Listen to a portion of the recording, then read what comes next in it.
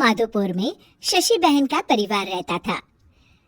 शशि का एक बेटा, बहू और बेटी थी।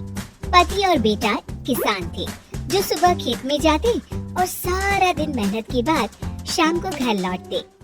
शीला भी घर में रहकर सिलाई का काम करती। शीला की बेटी भी बड़ी समझदार थी। वो घर के काम में माँ का हाथ बटाती। लेकिन बहू का हाल निराला था। वो काम कम और मिनमेक ज्यादा निकालती, जिससे शशि और उसकी बेटी काफी परेशान रहते। एक दिन, माँ ये क्या है? ओहो, जितना बोलो लेकिन आप लोगों को तो कुछ समझ में ही नहीं आता। भाभी क्या हुआ? और माँ अभी सिलाई कर रही हैं। उन्हें बार बार मत उठाइए। मुझे बताइए हुआ क्या है? ये देखो सोनम, दूध उबल रहा है और बस गिरने ही वाला है। वो तो शुक्र है कि मैं आ गई, वरना तो बह जाता सारा। अरे पर मैं तो अभी देख कर गई थी और गैस भी धीमी थी। हमेशा दूध सामने खड़े होकर ही उबाल दिलवानी चाहिए, ठीक है ना? सोनम को मेघा की बात पर गुस्सा आ जाता है, लेकिन क्लेश ना हो ये सोचकर वो चुपचाप वहाँ से चली जाती है और सोचती है कि वो कैसे मेघा को सबक सिखाए। एक दिन मेघा ने कहा, सोनम, अरे ओ सोनम, कहाँ हो? ऐसा कैसे कर सकती हो तुम? क्या हुआ भाभी? जब देखो परेशान सी घूमती हो। खुश रहा करो भाभी, इससे ना स्किन ग्लो करती है। सोनम, फेस तो मेरा वैसे भी ग्लो करता है, देखो। और कितनी गुणी भी हूँ मैं। तुम्हें तो शादी करके दूसरे घर जाना है।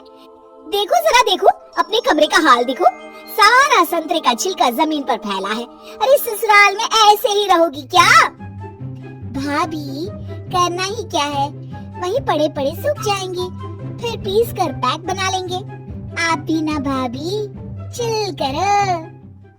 मेघा गुस्से से वहाँ से निकल जाती है।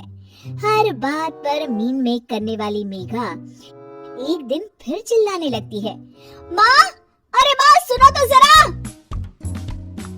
अब क्या हुआ मेघा, क्यों चिल्ला रही हो?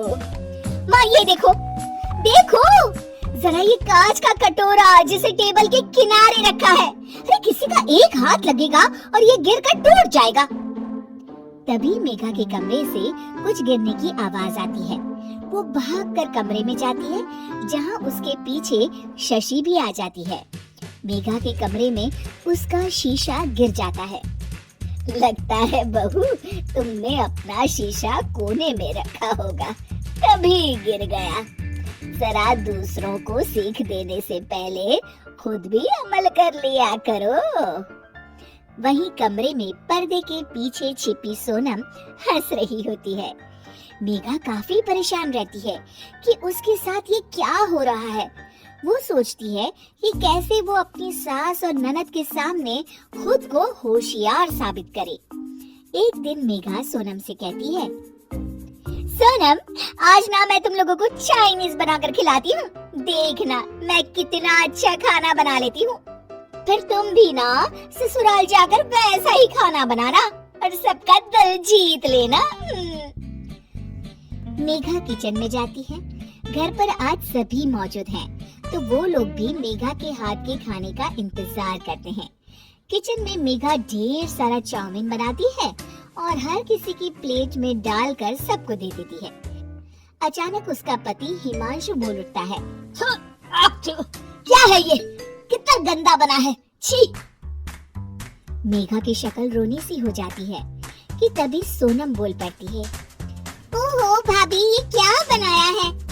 ऐसा बनाऊंगी मैं ससुराल में जाकर, तो वो लोग तो पक्का मुझे भगा देंगे ऐसा खाना खाकर।